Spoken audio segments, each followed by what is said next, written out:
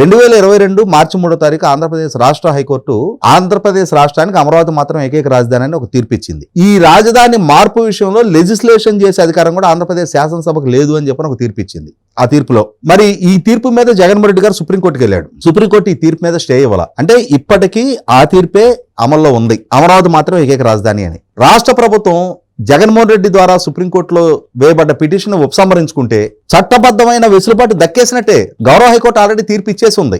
ఇంకా భవిష్యత్తులో ఇంకొకళ్ళు సుప్రీంకోర్టులో లేదంటే రాష్ట్ర ప్రభుత్వం ఒక అనుకూల అఫిడవిట్ ఫైల్ చేసి సుప్రీంకోర్టు నుంచి అనుకూలమైన తీర్పు తెచ్చుకోగలిగితే చాలు. ఎస్, ఆంధ్రప్రదేశ్ హైకోర్టు ఇచ్చిన తీర్పుని మేము ఎండార్ చేస్తున్నాము అనే ఉత్తర్వులు వస్తే చాలు. ఇంకా అంతకన్నా చట్టబద్ధత ఏముంటది? గౌరవ సుప్రీంకోర్టు ఎండార్ చేసిన తర్వాత ఇంకా దానికన్నా చట్టబద్ధత ఏముండదు.